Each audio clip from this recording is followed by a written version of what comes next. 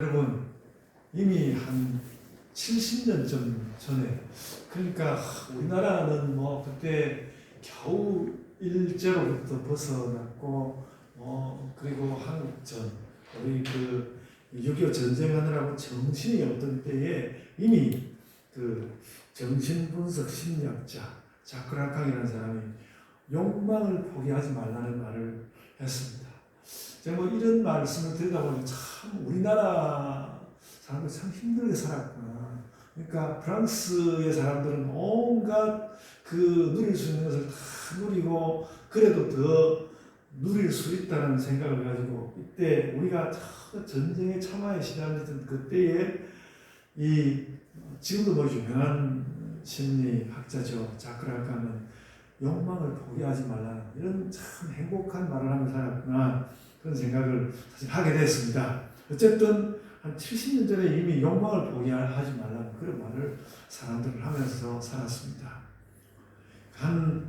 그래서 여러분 그러다 보니까 좀 이것저것 오늘 설교 제목이 하나님을 욕망하는 뭐 이런 말, 하나님하고 욕망이 뭐 어울리나 그런 말 때문에 그런 생각 때문에 이런 말들을 좀 드리는데요. 그 1800년대만 해도 신학이나 철학에서 감정이라는 말만 해도 너무 선정적이라고 서양에서 그렇게 말했습니다. 그런데 말하자면 그런 분위기를 넘어서 한 150년 정도 지나서 1950년 정도 되었을 그때에 욕망이라는 것이 뭐 감정 넘어서 욕망이라는 것이 인간에게 아주 소중한 것으로 불리고 학문에서 중요한 주제가 되었습니다. 이렇게 불리기 시작했는데요. 근데 이런 이제 공부를 하다 보니까 요즘 우리 청소년, 청년 문화를 보면서 이게 이런 공부를 하다 보니까 그렇구나. 우리에게 점점 그런 낙관 같은 그런 사람들의 공부가 우리에게 다가오고 있는 거구나. 그래서 요즘 청소년, 청년의 문화가 딴 게 아니라 욕망의 문화라는 것을 제가 요즘 욕망이라는 것이 참 중요해졌구나. 그런 것을 많이 느끼게 되었습니다. 그러니까 나쁜 뜻이 아니고 단지 이제 우리 청년들이 원하는 것은 굉장히 신사적으로 소원 뭐 이런 것보다는 오히려 욕망으로 불릴만 하다 그런 생각을 하게 됐다는 것이죠. 그래서 이제 우리는 그래서 우리보다는 젊은 사람들, 청년 세대 사람들과 대화를 할 때는 이 생각을 할 필요가 있는 것 같아요. 이 생각을 정말 내 아들의 욕망은 뭘까? 너는 미래가 뭐니? 너는 꿈이 뭐니? 꿈이라는 것도 굉장히 좋은 말이지만 꿈이라는 말도 묵은 이야기가 될 것 같아요. 그렇게 묻는 것이 아니라 적어도 뭐 그렇게 묻지는 않더라도 내 마음속에서 내 아들의 욕망은 무엇일까? 내 손자의 욕망은 무엇일까? 근엄한 여러분 물으려고 하는 거 그거 우리 버려야 하고요. 내 아들의 욕망이 뭘까? 내 손자의 욕망이 뭘까? 그렇게 이렇게 그 젊은 사람들과 대화가 시작되어야 그래도 첫 판부터 어그러지는 일 없이 잘 될 거라고 생각이 됩니다. 근데 하여간 이런 공부를 제가 이렇게 하고 있는데 입이 건질건질한 말이 하나 있었습니다. 그렇다면 이제 우리가 하나님도 욕망을 해야 되겠다. 하나님을 욕망하는 신자가 되어야 되겠다. 긍정적인 느낌이 말입니다. 교회는 오랜 세월 동안에 하나님을 만나는 방법을 만들어 왔습니다. 그래서 옛날에 그 중세는 렉시오 디비나라고 영적 독서라고 기도하며 성경 읽고 상담도 하는 이 안에 상담도 있습니다. 그런 방법이 있었습니다. 또 관상기도는 고요히 하나님을 만나는 방법으로서 하나님을 만나는 방법이 저는 있었고요. 근래에도 한국 교회는 큐티를 오랜 동안 해오고 있는데 이 큐티라는 것이 중세에 사용했던 렉시오 디비나의 현대판 성경 읽기거든요. 그러니까 자꾸 바뀌어 오고 또 다시 리바이벌 되고 그렇게 하고요. 그리고 요즘에 이것도 이제 한물 지나간 것처럼 보이는데 이 우리나라의 순복음교회에 나타난 통성기도는 세계적으로 꽤 유명하였습니다. 하나님을 향해서 통성기도 하나님을 향해서 단체로 감정과 소원을 터뜨리는 그런 기도였죠. 그런 그런 순복음교회도 함부로 욕망이라는 말은 사용하지 않았던 것 같은데요. 그 순복음교회가 실은 기도를 통해서 감정과 욕망을 터뜨린다고 순복음교회가 참 그러던 때에 참 다른 장로교회로부터 감리교회로부터 이렇게 비난도 많이 그 순복음교회가 막 그렇게 열띤 기도를 할 때 그 때문에 비난도 많이 들었던 것 같습니다. 이제 하나님을 만나던 그런 방법까지도 순복음교회에 뜨겁던 그런 기도까지도 그런 방법까지도 지나서 하나님을 욕망하는 방법, 내가 하나님을 욕망해야 되겠다 그런 말 사용하고 그래서 그런 욕망이라는 말을 사용하기 때문에 나올 수 있는 하나님과의 하나님을 만나는 새로운 방법 이런 거가 좀 일어나야 되겠다 그런 생각을 합니다. 그래서 묵상과 기도를 물론 하지만 내 느낌을 따라서 순서도 없이 특별한 방식도 없이 뭐 길의 제한 같은 것도 없이 그냥 막 하나님을 욕망하면서 하나님 안에서 그냥 막 달려가는 거죠. 하나님 막 달려가는. 그래서 그러다가 기도하고 싶으면 기도하고 성경 읽고 싶으면 성경 읽고 사역하고 싶으면 사역하고 쉬고 싶으면 쉬고 그러면서 뭔가 떠들썩하게 꼭 떠들썩하게라기보다는 뭔가 그 하나님을 향한 열망, 하나님을 향한 그 깊은 많은 감정을 가지고 하나님께로부터 주의를 놓지 않으면서 가는 그 하나님을 욕망하는 끊임없이 그래서 그 하나님을 확인하는 그런 뭔가가 좀 우리에게 있어야 되겠다. 제가 지난 한 주간을 보내면서 계속해서 제가 하고 싶은 말, 내가 무슨 말을 하고 싶은 거지. 내가 하나님을 욕망한다는 말을 하고 싶었습니다. 사실 오늘 뭐 본문에 하나님을 욕망한다는 말이 나와 있지 않은데 제가 그렇게 이렇게 말을 갖다 붙였습니다. 그래서 하나님, 저는 당신을 욕망하고 있습니다. 제가 무슨 나쁜 것을 가졌는지 혹은 괜찮은 걸 가졌는지 그것을 잘 모르지만 당신이 나에게 좋은 것이 너무 분명하니까 그래서 당신을 욕망합니다. 어쨌든 당신 나와 함께 해주시면 좋겠습니다. 그런 열화와 같은 또 선방과 같은 감정과 하나님 향해서 내달리는 것 같은 또 때로는 하나님 향해서 내가 뭐 폭발할 것 같은 그런 것이 교회를 사로잡는 경험이 있어야 할 것 같습니다. 우리 교회가 좀 그래서 하나님을 향해서 폭발하면 좋겠습니다. 이번에 뭐 나폴리라는 곳에서 무슨 축구하는 것을 기념해가지고 그 옛날에 터졌다는 베수비우스 화산 거기에서 무슨 축제를 하려고 해가지고 그게 아직도 화산이라고 하더라고요. 그래가지고 막 경찰들이 막고 못하게 했다고 하는데 우리가 뭐 그렇게 위험하진 않겠지만 하나님을 향하여서 폭발하고 욕망하는 그런 어떤 이제까지도 다른 좀 정말 이렇게 열정적인 그런 무엇이 있으면 좋겠고 그래서 그런 마음을 우리가 형제들을 향하여서 자매들을 향하여서 서로를 향하여서 막 쏟아내고 솟구치고 그랬으면 좋겠습니다. 그래서 이제는 세상뿐만 아니라 교회까지도 그러니까 제가 이런 말씀을 드리는 것이 세상까지도 너무 하나님을 소원하는 것이 약해진 것 같은 그런 느낌이 너무 많습니다. 그러므로 우리는 이제 다시 마음을 새롭게 해서 하나님을 욕망해야 되겠다. 그래서 제가 이런 설교로 그래서 하는 것입니다. 그래서 하나님을 가득히 욕망하면서 하나님께 다가가는 또 그래서 막 마구 달려가다 보니까 좀 서투른 모습, 좀 하나님 제가 이렇게 가다 보니까 하나님 막 달려가다 보니까 서투른 모습과 하나님을 향한 어찌 보면 좀 어설픈 사랑이 우리를 사로잡았으면 좋겠습니다. 그래서 제가 하나님을 제가 자꾸 여러분을 욕망한다 그러니까 여러분들이 제 나온 이 말을 들을 때마다 여러분 느낌이 어떤지 모르겠는데 저는 하나님을 욕망한다는 이 말을 써보니까 굉장히 속이 시원했습니다. 그렇구나. 내가 이 말을 하고 싶었구나. 내가 이제 하나님을 욕망하게 되었어. 세상에서 굉장히 너무 과격한 해서는 안 되는 이런 소원, 소망 이런 걸 말할 때 욕망이라고 말하는데 하나님 욕망하게 되었어.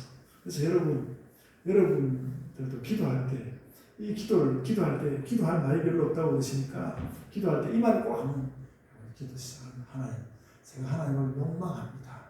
이렇게 말했을 때 어떤 느낌인지.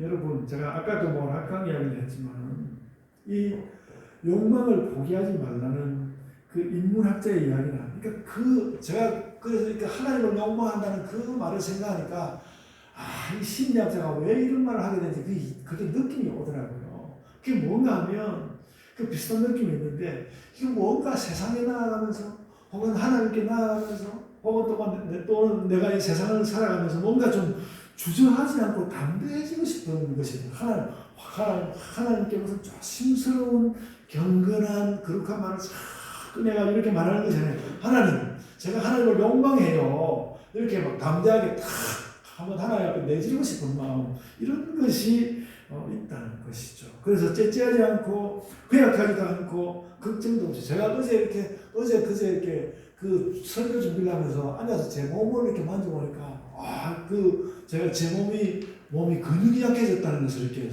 몸을 만질 수 있었습니다. 큰일 났다.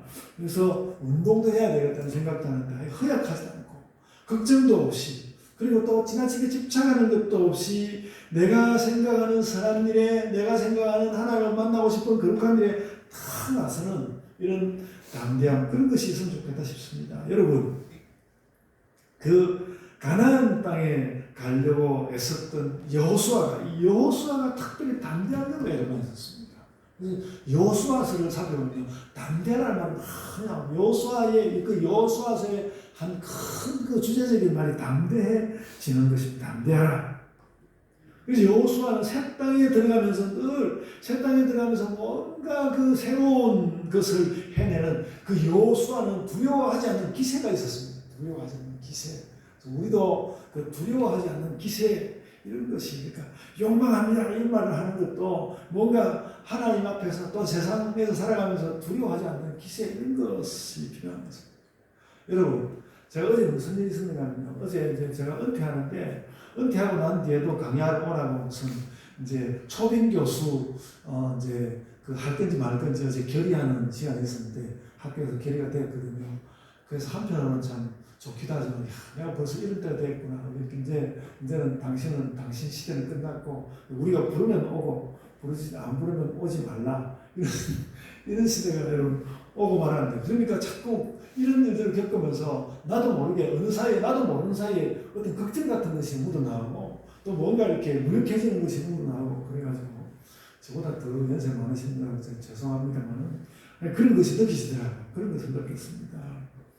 그래서, 이제 여호수아도 그렇지만 내면에 그런 갈등과 두려움이 있다는 것이죠. 그렇지만은 하나님을 욕망하고 담대했던 그것이, 여호수아는 그 하나님을 욕망하고 담대했던 그것이 자신의 갈등과 두려움을 덮었거든요. 여호수아가 그랬던 것처럼 우리도 그러자.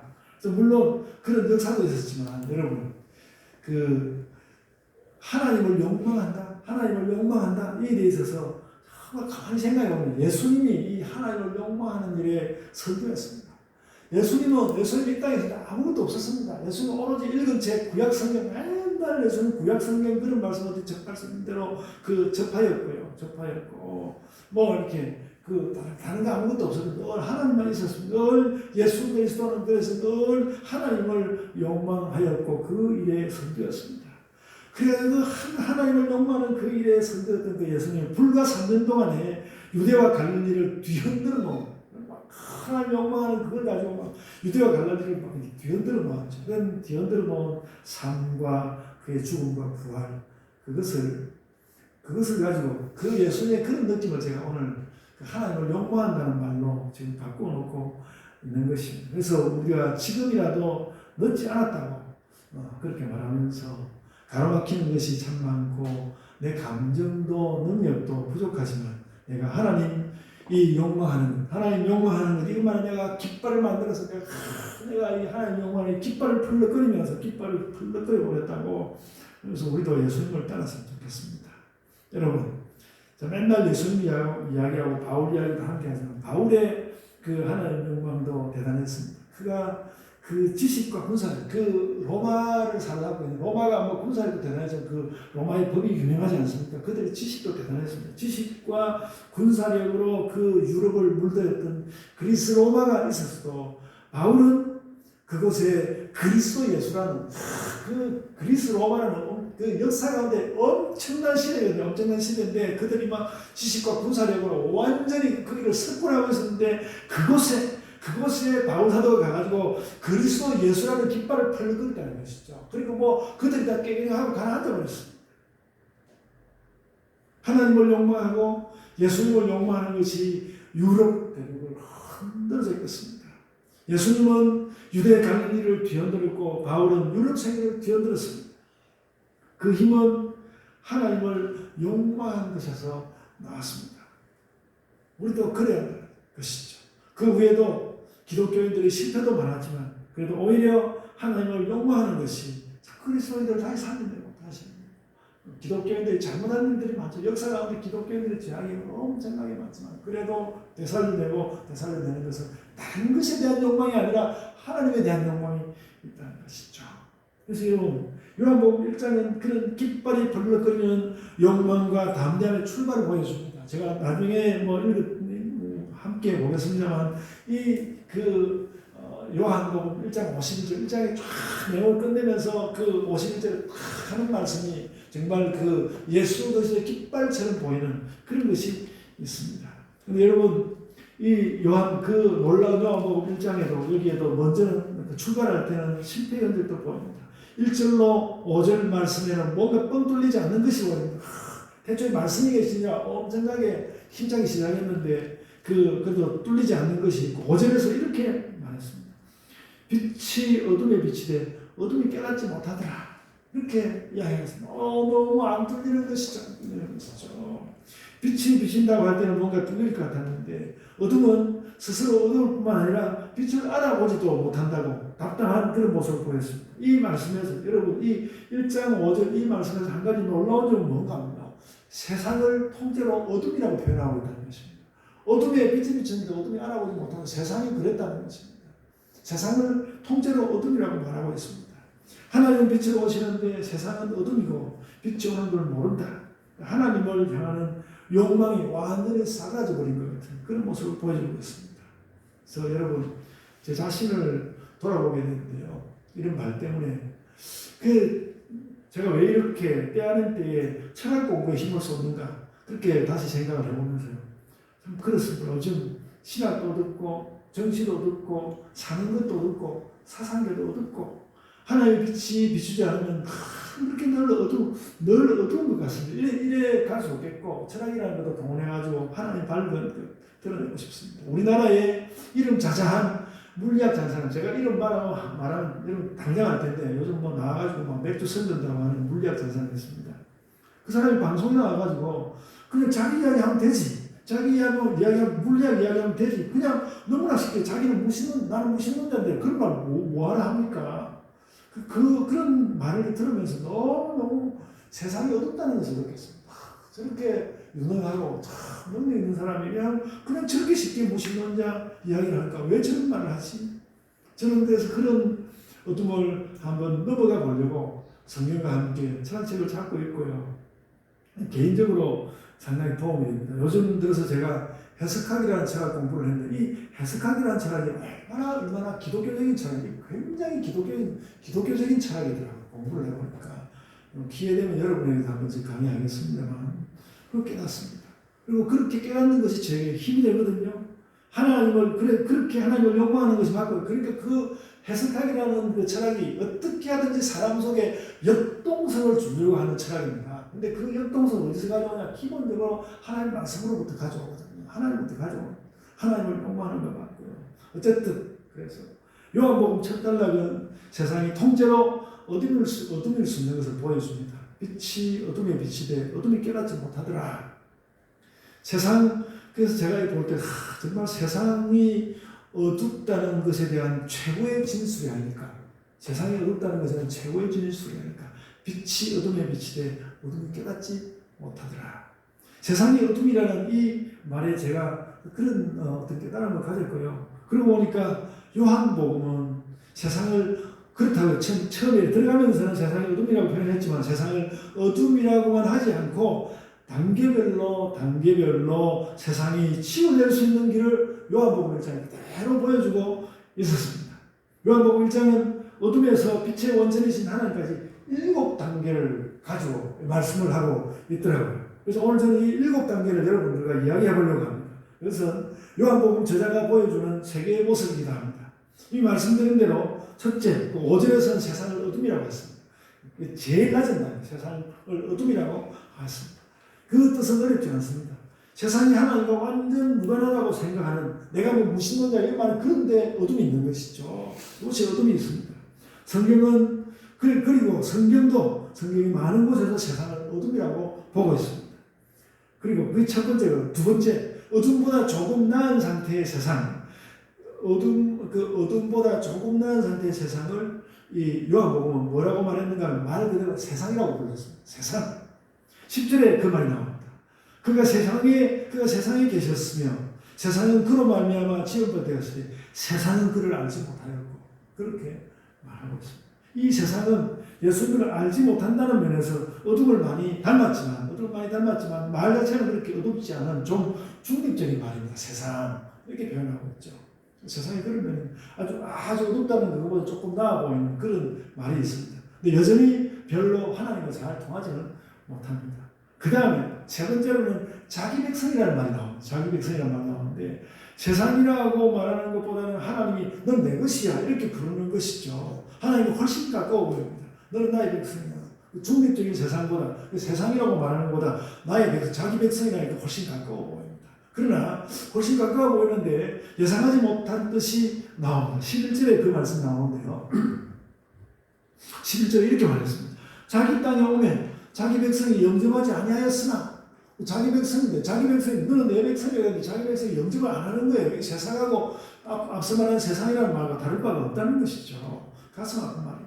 자기 백성인데 여전히 주님을 영접하지 않는 모습을 보여주고 있습니다. 그래서 이것은 다시 한번 그래서 자기 백성인데 주님을 영접하지 않는다. 이 말이 다시 한번 세상이 무척 깊이 어둡다는 것에 무게를 확 씹어주는 것을 느낍니다. 어둠에다가 또 세상도 어두운데 하나님 백성이라는 자들도 다 어둡다. 하나님 백성이라는 자들도 여전히 어둡다. 그런 말이죠.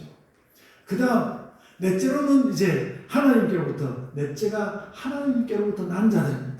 여기에서 하나님께로 난 자들은 여기에서 분위기가 일신하는데요. 신자들을 걷는 말입니다. 이 신자들을 걷는 말입니다. 우리가 참 신자가 된다는 것은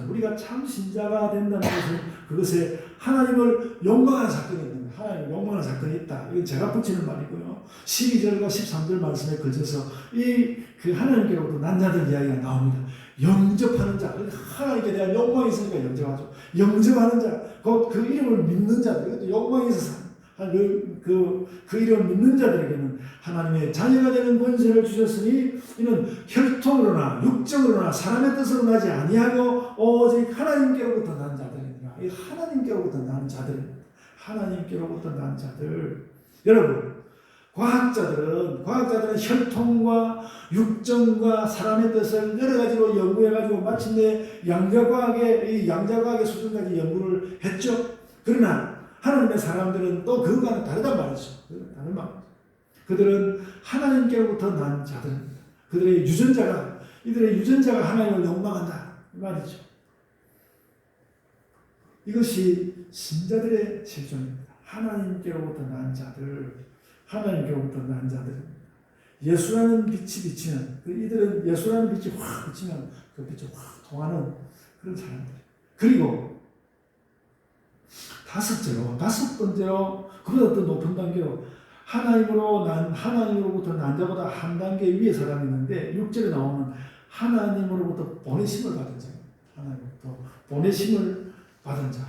원래 사도를 보내심을 받은 자를 하지 않습니까? 나중에는 예수님 제자들도 사도라고 부르게 되는데 하나님께로부터 보내심을 받은 사람이 있으니 그의 이름은 요한이라 이렇게 말씀하였습니다. 보내심 받은 이 사람은 하나님으로부터 난 자들을 모으는 사람이죠. 하나님으로부터 난 자를 모으는 사람. 오늘 본문에서는 세례 요한이고요.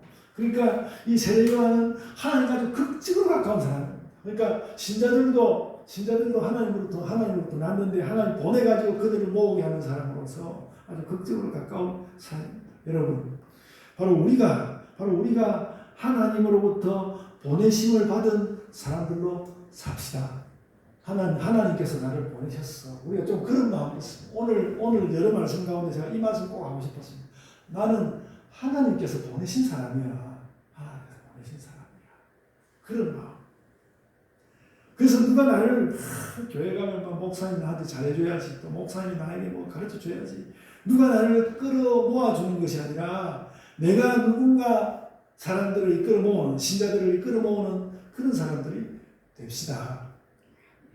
사람이 그렇게 사람이 이렇게 좀 소극적이었던 데서 적극적으로 바뀌어가는 딱 한 가지 필요한데요.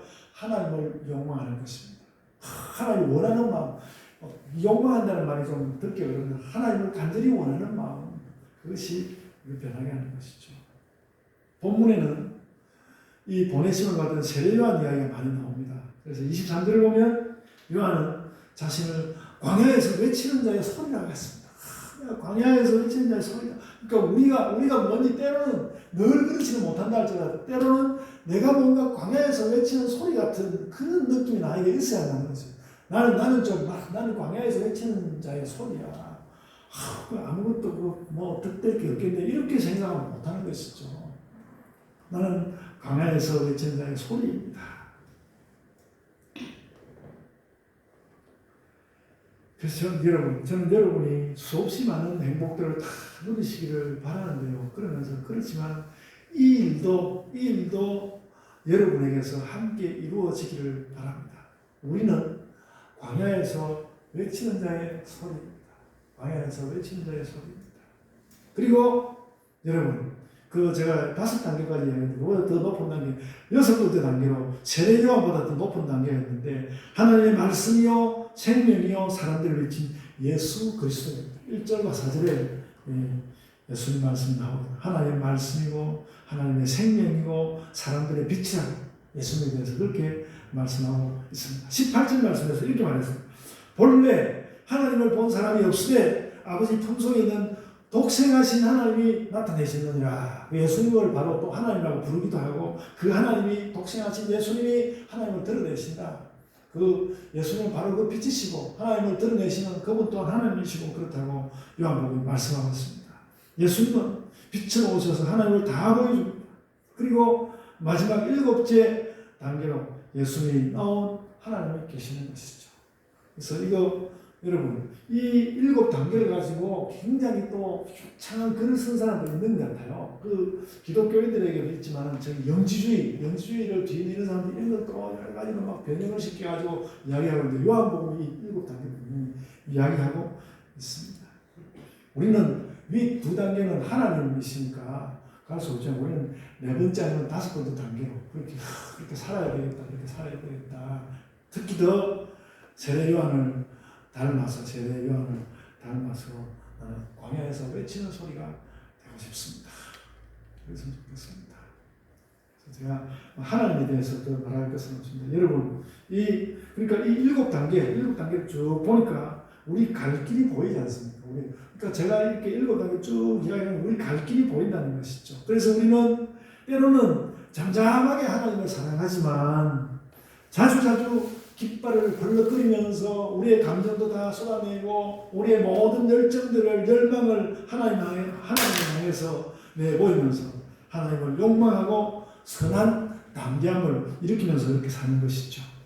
예수님이 6번째 단계에 계시다는 말을 제가 이미 했는데, 이제 하나님을 욕망하고 선한 담대함을 보이신 이 예수님이 거기에 제일 선두가 되시는데, 그 예수님 이야기에 주목 좀 더 해보려고 합니다.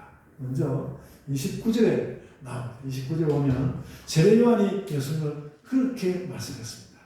보라, 세상 죄를 지고 가는 하나님의 어린 양이로다. 그랬습니다.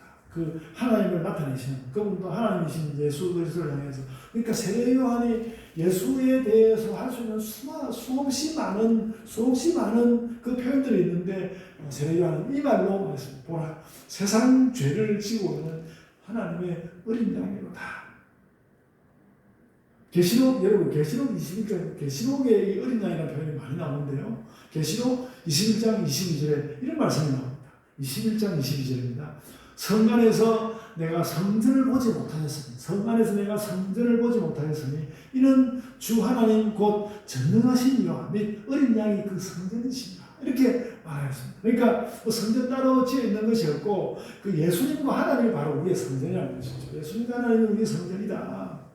우리의 모든 것이라는 것이, 우리의 모든 것이다. 우리의 삶의 모든 것은 이십니까?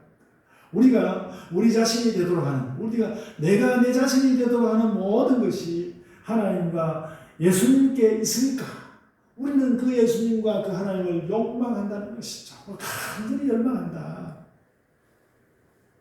요한복음은 하나님을 욕망하는 그런 종양상을 이렇게 보여주고 있는데요. 보내심을 받은 세례 요한은 자기 제자들에게 그래서 오신 예수님을 가르쳤고, 그 예수님을 따라갔도록. 그렇게 되자 세례 요한의 제자 가운데 어떤 사람은 예수님의 제자가 되었습니다. 오늘 보면 40절입니다. 그 보면 조금 뒤에 가서 1장 40절에 요한의 말을 듣고 예수를 따르는 두 사람 중에 하나는 시몬 베드로의 형제 안드레라. 이렇게 이제 세례 요한이 다 예수님께로 향하여 가면서 자기 제자들도 예수님 끌어놓고 그렇게 하는 것이죠. 그리고 그렇게 해서 뿐만 아니라 예수 운동은 오직 세례 요한을 그치는 것만은 아니었습니다. 43절에서 예수는 빌립에게 직접 나를 따르라고 했습니다. 세례 요한을 거쳐서 온 사람도 있고요. 빌립은 예수께서 직접 나를 따르라 이렇게 말씀하셨고, 또 그 빌립은 또한 그도 가만히 있지 않고 나다나엘에게 예수님을 전하였습니다. 그리고 이 나다나엘은 결국 자신의 그 여러 가지 생각과 최선을 다 쏟아서 예수님께 고백을 하였습니다. 그 요한복음 1장 49절에 나오는데, 랍비여 당신은 하나님의 아들이시오 당신은 이스라엘의 임금이로소이다. 할 수 있는 말을 다 했죠. 고백할 수 있는 말을 다 고백하였습니다. 이는 나다나엘에게 예수님은 하나님과 신자의 만남에 대한 궁극의 말씀을 51절에 내놓는 것입니다. 하늘이 열리고 하나님의 사자들이 인자 위에 오르락 내려가는 것을 보리라. 그러니까 예수님에게 와서 하늘이 열리는 것을 볼 거라고 말씀하고 있는 것입니다. 그래서 요한복음은 전체가 이것을 보여주는 책입니다. 예수 그리스도에게서 하늘이 어떻게 열리는지, 예수 그리스도에게서 하늘이 어떻게 열리는지, 또 천사가 사자들이 어떻게 오르락 내려가는지. 그래서 요한복음 하나님에게서 그 예수님에게서 하늘이 열리는 걸 보여주는데요. 그 예를 들어서 그렇습니다. 앞부분에 나와 있는 2장의 가나 혼인잔치에서 포도주를 만드시는 것, 하늘이 열리는 일입니다. 또 3장의 니고데모가 여러 가지 그 배운 것이 많음에도 불구하고 거듭남에 대해서 깨닫지 못하다가 혼란을 넘어서 거듭나게 되는 것도 하늘이 열리는 일입니다. 4장 또 수로보내게 여인이 예수 그리스도를 만나는 것도 그 하늘이 열리는, 하늘이 열리는 일이 그렇게 요한복음에서 막 일어나고 있는 것이죠. 그리고 예수님에게서 하늘이 열리기 때문에 그렇게 예수님에게서 하늘이 열리기 때문에 거기 나오는 이제 가나 혼인잔치에서 또 수로보내게 여인이 그렇게 해서 그들이 뭔가 예수님을 간절히 원하고 또 예수님을 만나는 그 가운데 하나님을 원하게 되는 그것처럼 우리도 그렇게 살라는 것이죠. 그것이야말로 예수 그리스도 안에서 하나님을 욕망하는 것입니다. 그래서 여러분, 제가 그렇죠. 욕망이라는 말만 자꾸 내세우고 있는데, 우리가 하나님을 욕망하면서, 하나님을 간절히 절절히 원하면서 선한 것을 담대하게 저질러보자. 그런 마음을 갖습니다. 뭘 저지를 것인지 앞으로도 생각해보고, 개인적으로도 교회적으로도 그렇게 해야 할 것입니다. 여러분, 그래서 올해 새 한 주간을 하나님을 향한 가득한 욕망으로 한번 살아보시기 바랍니다. 나는 하나님을 향한 욕망이 뭐지? 어떤 것이 나에게 하나님을 향한 욕망은 어떤 양상이지? 그런 것을 이렇게 내 속을 뜯어서 들여다보시면서 그렇게 사시면 좋겠습니다. 여러분, 이번 주간을 그렇게 살아야 하겠고요. 제가 철학 이야기하고 여러 가지 이야기하면서 드리는 말씀인데, 이렇게 하나님을 욕망하는 것, 이것은 우리 시대를 살아가는 기독교인의 한 새로운 삶의 방법이라고 생각됩니다. 내 삶을 새로이 하리라는 하나의 그 새로운 결심, 이런 거라고 생각이 됩니다. 하나님을 욕망하는 결심을 가지고 살아가는 우리 성도들 다 되시기를 바랍니다. 아멘. 자, 기도하겠습니다. 주님 은혜를 감사합니다. 저희가 무엇인지 그리스도에게 모든 것을 가지고 와서 하나님 앞에 내가 또 모든 것을 가지고 와서 나의 모든 삶의 모습을 가지고 좀 밝히 하나님 앞에 나의 모습을 드러내면서 하나님 제가 당신을 원합니다. 제가 당신을 원하고 그런데 주님 이 땅을 살아내는 것이 그런데 어렵고 그러하오니 아버지 하나님 오셔서 당신을 욕망하는 나에게 이 땅을 살아갈 수 있는 길을 보여주시고 알려주시고 또 살아낼 수 있는 용기를 주시고 주님 또 때가 늦었다고 생각될 때에 그 때와 시간도 허락하여 주시고 우리에게 필요한 것이면 무엇이든지 아버지 하나님께서 열어주심으로 우리가 하나님을 정말 거듭하게 꽉 차게 그렇게 바라보며 욕망하며 나아가는 모든 성도들 되게 하여 주옵소서. 우리 예복음교회가 그리하여 또 새로운 모습이 되고 성도들의 모든 삶의 모습들이 새로워지는 뭔가 더 힘차게 살아갈 수 있는 주님 우리가 주눅 들어서 살아가는 것이 아니라 힘차게 살아가는 그런 모습으로 주를 향하여 매일매일 나아가고 매일매일 주로 인하여서 기뻐하고 매일매일 아버지 하나님 앞에서 예수 그리스도 앞에서 참 그 그리스도를 향하여 간다는 그 깃발을 흔들며 살아가는 그런 신자들이 되게 하여 주옵소서. 주님 저희들의 깃발을 흔들고 소리치고 영광하는 그 모든 것으로 아버지 하나님께서 영광을 삼아 주옵소서. 감사하옵고 예수님 이름으로 기도드리옵나이다. 아멘.